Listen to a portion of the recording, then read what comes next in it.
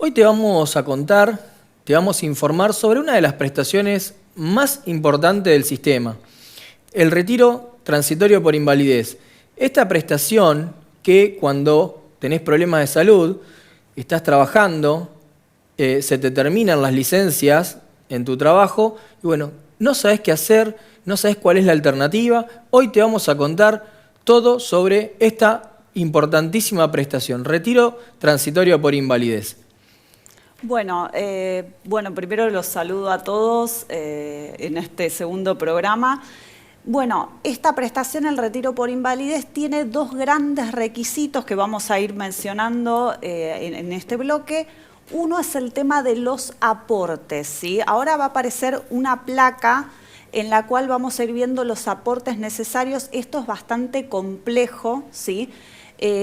Y hay como distintas formas de llegar a los aportes. Ahí ya está apareciendo la placa. Bueno, la primera es cumplir con los 30 años de aportes. Esto solo sería posible en el caso de una persona que se incapacita siendo ya bastante grande, porque alguien joven, no sé, de 40 años es como imposible que llegue a tener 30 años de aportes. 30 años de aportes y recordemos que el límite es 65 años, ¿no? Antes de los 65 años se puede iniciar esta prestación. Ahora, bueno, les vamos a contar la opción 2, por ejemplo, tener 30 meses aportados dentro de los últimos 36. Estas son las distintas alternativas, para que ustedes nos entiendan, los distintos requisitos que hay que tener para tener el derecho a iniciar esta prestación. Claro, bueno, después otra de las opciones es tener 15 años de aportes en total, pero la reglamentación dice que de esos 15 años hay que tener 12 meses en los últimos 60. Claro, sí, y hay otra cuestión acá que pasa muchas veces de tener los 12 meses dentro de los últimos 60, pero, por ejemplo, si sos autónomo o monotributista, tiene que estar pagado en términos, o sea, dentro del mes calendario. No podés pagar todos, por ejemplo, los 12 meses juntos. Tenés que venir pagando en términos. Y la opción 4, 18 meses de aporte dentro de los últimos 36. Estas son las distintas alternativas. Por ahí es muy técnico, pero es interesante, es importante que ustedes lo sepan para saber, bueno, ¿cómo? ¿Qué mínimo de aportes necesito para iniciar? ¿No? Ese es el primer requisito, tener el mínimo de aporte. Después hay un segundo requisito. Claro, después tenemos el requisito del porcentaje de incapacidad.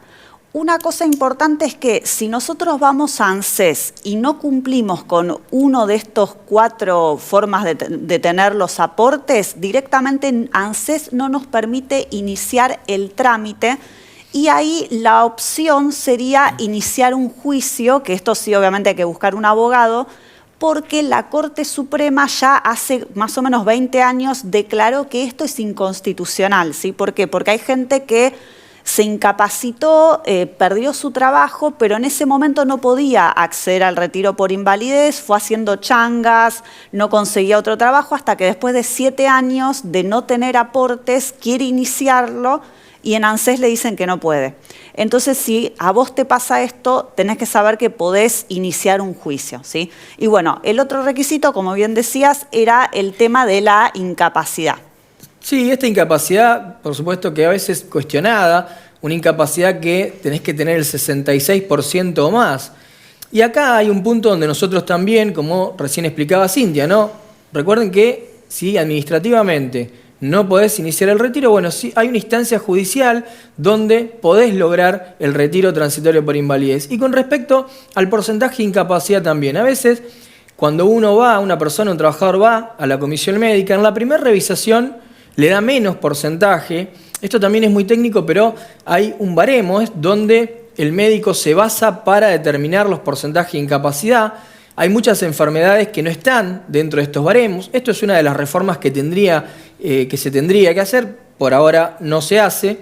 Entonces acá también te vamos a explicar que si el porcentaje en la primera revisación no te da, es muy importante que sepas que tenés instancias de apelación, tenés plazos muy breves para apelar, 5 días hábiles desde que te notificás. Pero bueno, acá también vienen a veces los inconvenientes cuando el organismo te notifica y de qué forma te notifica. Claro, bueno, actualmente la notificación llega al correo electrónico que la persona, cuando inició el trámite, tuvo que firmar un formulario y decir yo quiero que me notifiquen en este mail. Hay gente que no usa normalmente el correo electrónico, entonces, por ejemplo, yo tuve un caso de una señora que ella no usaba mail y puso el mail de una vecina.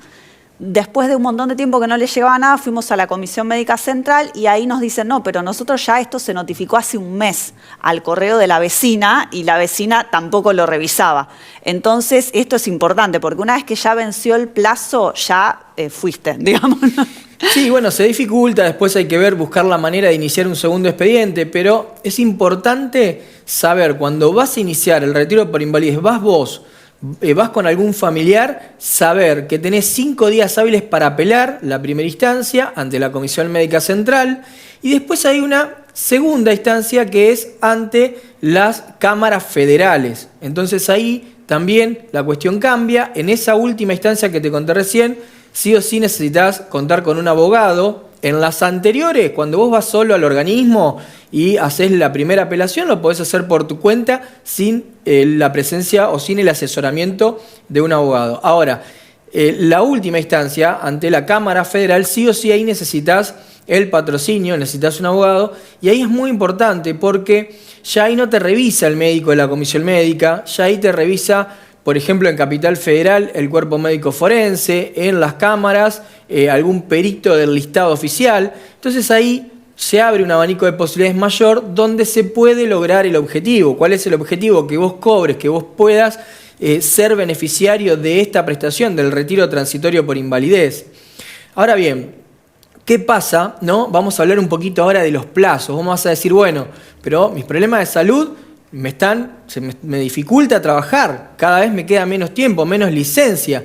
Bueno, ¿qué pasa con los tiempos, Cintia? Claro, bueno, lamentablemente esta prestación demora mucho más que una jubilación, ¿sí? Acá estamos en casos de gente que en algunos casos todavía tiene trabajo, en otros ya se le terminó la licencia y está sin goce de sueldo directamente, solo mantiene la obra social y en otros casos ya está totalmente desempleado.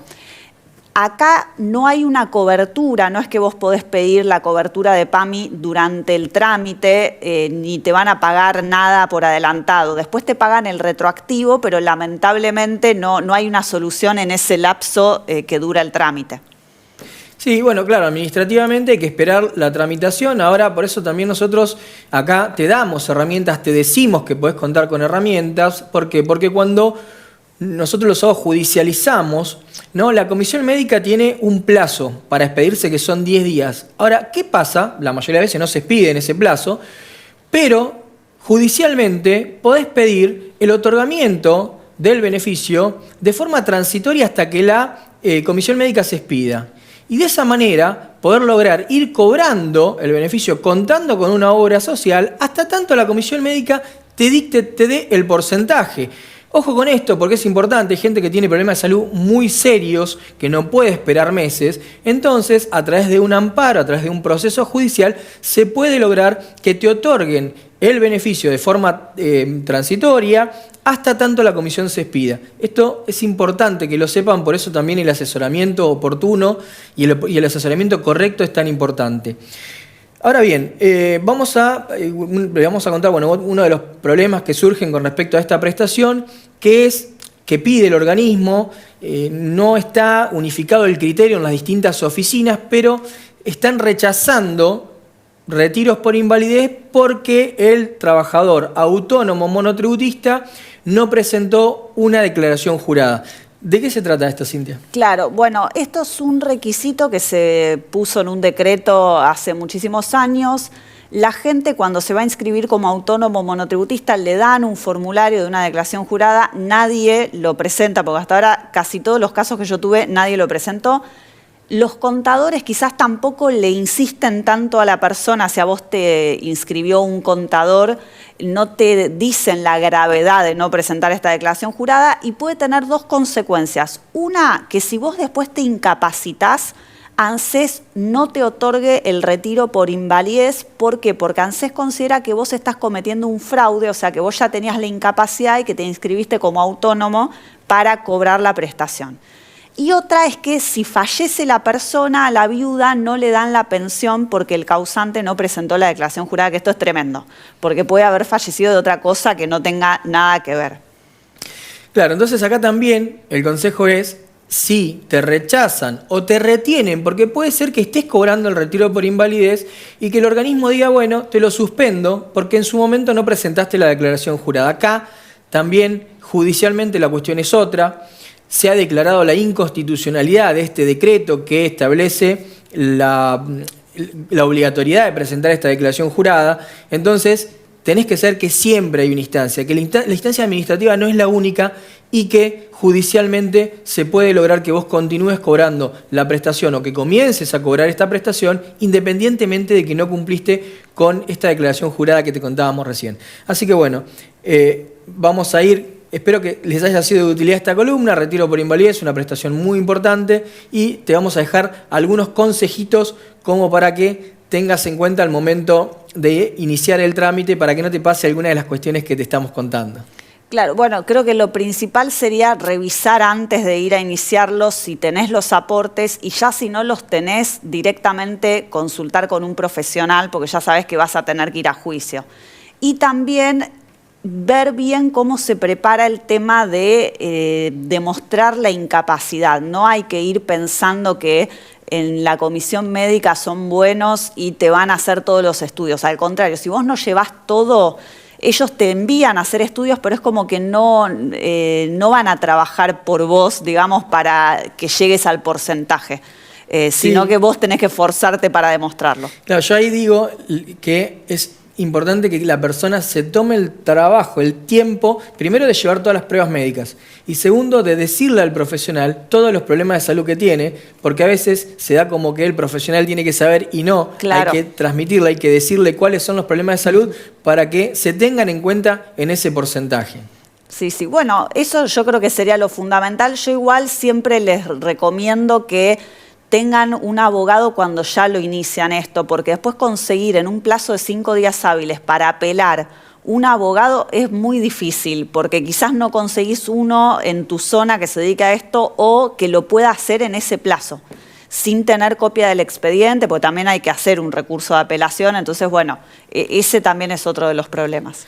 Bueno, y como para cerrar, el consejito que yo te doy es, si venís con problemas de salud, agotaste la licencia que tenés en tu trabajo, que es de 6 o 12 meses, y vas a entrar en reserva de puesto, no esperes a cumplir, a terminar con la licencia para iniciar el retiro por invalidez. Inicialo antes para que no te quedes sin cobrar.